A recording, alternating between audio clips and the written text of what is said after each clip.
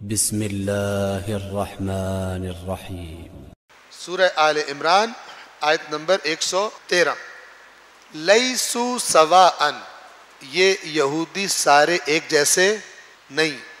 اوپر والی آیت نے بہت برا بھلا کہا ہے، لیکن فوراً اللہ فرما رہا ہے کہ یہ سارے ایک جیسے نہیں ہیں۔ من اہل الکتاب امۃ، اہل کتاب میں سے ایک جماعت ایسی ہے، قائمۃ، جو قائم ہے۔ کس پہ قائم ہے؟ جو دین ان تک پہنچا ہے پہلے، اپنے دین پر صحیح قائم ہے، بے ایمان نہیں ہوئے کہ نام کے ہوں لیکن کام کرپشن ہو، کام خدا کی نافرمانی ہو، وہ نہیں ہوئے، قائم ہے۔ اب یہ خداوند عالم دیکھیں تعریف کر رہے ہیں، کیا ہے؟ قائمۃ یتلون آیات اللہ آناء اللیل، یہ اللہ کی آیات کی تلاوت کرتے ہیں رات کے اوقات میں، راتوں کی عبادت کرتے ہیں۔ وَهُمْ يَسْجُدُونَ، اور سجدے کرتے ہیں۔ 114 نمبر آیت، یؤمنون باللہ، اللہ پر ایمان رکھتے ہیں، وَالْيَوْمِ الْآخِرِ، اور آخری دن پر، قیامت پر ایمان رکھتے ہیں۔ رسول اللہ پر ایمان کا تذکرہ نہیں ہے، کیوں؟ کہ انہوں نے اسلام ابھی قبول ہی نہیں کیا۔ بات کس کی ہو رہی ہے؟ من اہل الکتاب امت، اہل کتاب میں سے ایک گروہ ایسا ہے، کیونکہ اگر وہ رسول پاک کو قبول کر لیں پھر اہل کتاب تھوڑی ہوگا، پھر تو وہ امت مسلمہ میں شامل ہوگا۔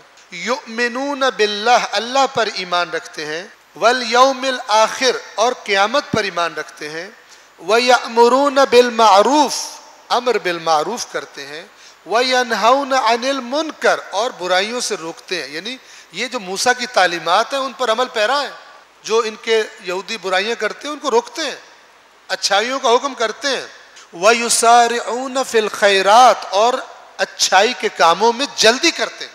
یسارعون سرعت سے ہے، جلدی، سپیڈ، سستی نہیں کرتے، نیکیوں میں آگے بڑھ جاتے ہیں ایک دوسرے سے۔ وَأُولَئِكَ مِنَ الصَّالِحِينَ، غور سے سنیے گا، اور یہ لوگ کن میں سے ہیں؟ وَأُولَئِكَ مِنَ الصَّالِحِينَ، یہ لوگ صالحین میں سے، ابھی اسلام قبول نہیں کیا، ابھی آپ کے فرقے میں شامل نہیں ہوئے۔ سمجھے بات کو، ابھی آپ کے، نعوذ باللہ اسلام فرقہ نہیں تھا، یہ سمجھانے کے لیے بات کر رہا ہوں، ابھی آپ کے مسلک میں نہیں ہے، لیکن جو ان کے مسلک کی اپنی تعلیمات ہیں، جو اسلام کی تعلیمات ہیں، ان پر ایمانداری سے عمل کر رہے ہیں۔ یہ میں اس آیت کو اسلام اور حضرت موسیٰ کے دین کو ماننے والے اس کو اپلائی کر رہا ہوں آج کے جو ہمارے فرقوں کے مسائل ہیں، اور ہم کہتے ہیں کہ دوسرے مسلک کا جو بھی عمل کرے گا قبول نہیں ہوگا، ٹھیک ہے؟ تو سن لیں کیا فرمایا؟ وَيُسَارِعُونَ فِي الْخَيْرَاتِ، اور نیکیوں میں ایک دوسرے پر سبقت لے جاتے ہیں، جلدی کرتے ہیں۔ وَأُولَئِكَ مِنَ الصَّالِحِينَ، اور یہ لوگ صالحین میں سے ہیں۔ کسی کے ذہن میں سوال پیدا ہو کہ انہوں نے تو اسلام قبول نہیں کیا، رسول اللہ کو قبول نہیں کیا ابھی تک، تو یہ پھر ان کے اعمال قبول ہیں جو کر رہے ہیں؟ اس سوال کا جواب اگلی آیت میں اللہ نے خود ہی دے دیا تاکہ بعد میں کوئی کیڑے نہ نکال سکے۔ فرمایا آیت نمبر 115 میں، کیا فرمایا؟ وَمَا يَفْعَلُوا مِنْ خَيْرٍ، اور جو کچھ یہ خیر انجام دے رہے ہیں، جو بھی نیکی کا کام یہ کر رہے ہیں، فَلَن يُكْفَرُوا، ہرگز اس کا انکار نہیں کیا جائے گا کہ تمہارے منہ پہ مار دیا جائے گا، لے جاؤ اس کو، قبول نہیں ہے۔ فَلَن يُكْفَرُوا، ہرگز اس کا انکار نہیں کیا جائے گا۔ یہ تینوں آیتوں کا ترجمہ دیکھیے گا جا کر، تفسیر نہ دیکھیے گا، گڑبڑ ہو جائے گی۔ ترجمہ جو اللہ نے کہا ہے وہ دیکھیے گا اور غور کیجیے گا، پھر آپ کو تفسیر، بعض تفسیر والوں کی غلطی بھی آپ کو پتہ لگ جائے گی کہ انہوں نے کہاں پہ خرابی کی ہے، کیونکہ تفسیروں میں فرقہ ہوتا ہے، قرآن میں فرقہ نہیں ہے۔ تفسیر کسی نہ کسی مسلک کا بندہ لکھتا ہے، تو وہ جہاں کوئی آیت آتی ہے اس کے مسلک سے ذرا اس کو سمجھ نہیں آ رہی ہوتی، وہ اس کو توڑ موڑ کے اپنے مسلک میں فٹ کر لیتے ہیں۔ لہٰذا آپ جس مسلک کی تفسیر پڑھیں گے آپ کو لگے گا اللہ تعالیٰ کا مسلک بھی وہی ہے جو ان صاحب کا مسلک ہے جس نے تفسیر لکھی۔ اللہ تعالیٰ کا مسلک اسلام ہے، اللہ تعالیٰ کا کوئی مسلک وہ نہیں ہے۔ توجہ فرما رہے ہیں؟ اب سنیے، وَمَا يَفْعَلُوا مِنْ خَيْرٍ فَلَن يُكْفَرُوا، اور جو یہ خیر انجام دے رہے ہیں ہرگز اس کا انکار نہیں کیا جائے گا۔ کیوں؟ وَاللَّهُ عَلِيمٌ بِالْمُتَّقِينَ، اللہ متقین کو اچھی طرح جانتا ہے۔ علیم کہتے ہیں ایسا علم والا جس کے علم میں کبھی کوئی رکاوٹ نہ آتی ہو کہ اسے پتہ نہ چلے کس سے، ہمیشہ عالم ہے۔ وہ متقین کو جانتا ہے. اب یہ آیات آپ نے سن لی, اور یہ بھی سن لیں کہ قرآن مجید عمل کی قبولیت کی شرط تقوی کو بتاتا ہے. انما یتقبل اللہ من المتقین, اللہ صرف متقین سے قبول کرتا ہے. اور یہاں بھی وہی بات لائی کہ ان کا عمل قبول ہوگا کیونکہ اللہ متقین کو جانتا ہے. یہ ابھی دائرہ اسلام میں داخل نہیں ہوئے. یہ ہے کون کہ جو دین ان تک پہنچا تھا حضرت موسیٰ کا, اس میں انہوں نے اپنی نفسانی چیزوں کی ملاوٹ نہیں کی, اللہ کے احکام کو توڑا موڑا نہیں ہے, جس طرح دین آیا تھا اس پہ عمل کر رہے ہیں. لہٰذا اللہ نے کی صفات کیا بتائی ہیں, یہ عبادتیں بھی کرتے ہیں, یہ امر بالمعروف بھی کرتے ہیں, یہ نہی عن المنکر بھی کرتے ہیں, اللہ اور قیامت پر ایمان بھی رکھتے ہیں. رسول اللہ کا تذکرہ اس لیے نہیں کیا کہ ابھی یہ ادھر ہے. یہ کون لوگ ہیں؟ یہ وہ نہیں ہے کہ جن کو بات کلیئر ہو گئی اور انہوں نے کہا ہم نہیں مانتے, ان کا بھی قرآن نے سیپریٹ الگ تذکرہ کیا ہوا ہے, اور ان کو کہا ہوا ہے کہ جس نے اسلام کے بعد کوئی اور دین پسند کیا اس سے ہرگز قبول نہیں کیا جائے گا اور وہ آخرت میں خسارہ اٹھائے گا.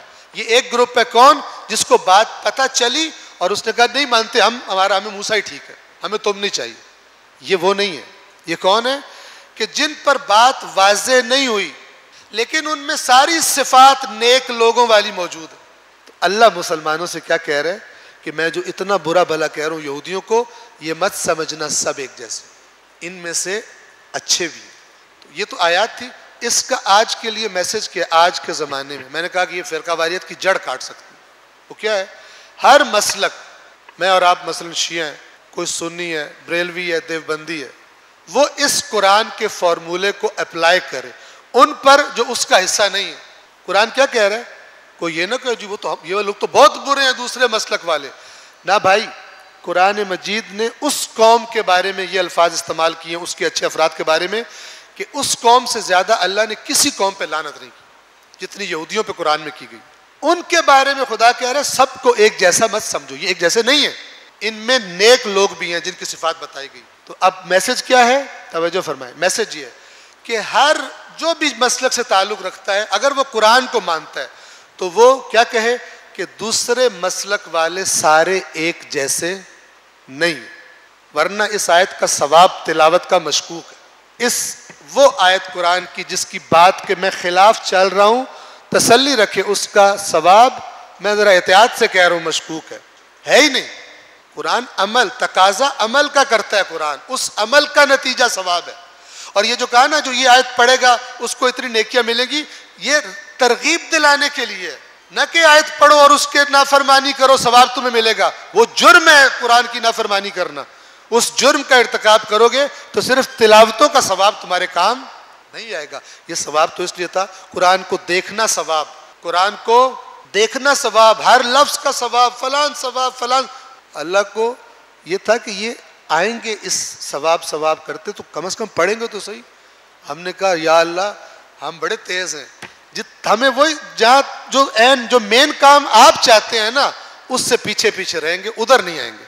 جو سارا کچھ, جیسے وہ بچے کو ٹائم کا میں بچے کو پڑھا, کوئی بچہ تھا وہ پڑھتا ہی نہیں تھا, میتھس نہیں پڑھتا تھا, اس کے باپ نے بہت کوشش کی, بڑے بڑے ٹیچر بلائے, وہ نہیں پڑھتا تھا.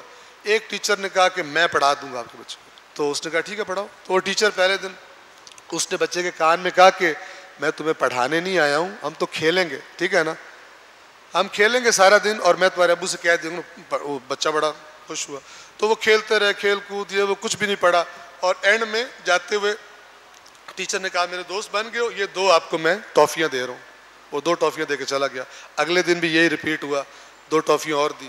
تیسرے دن اب دوستی بھی بڑی ہوگی, کھیل کود, بچہ بھی خوش ہے, اور تیسرے دن جاتے ہوئے پوچھتا ہے ٹیچر بچے سے کہ یہ ٹافیاں 2 اور بھی دینی ہے, لیکن پہلے ایک بات بتاؤ, پہلے دن میں نے کتنی ٹافیاں دی؟ اس نے کہا 2.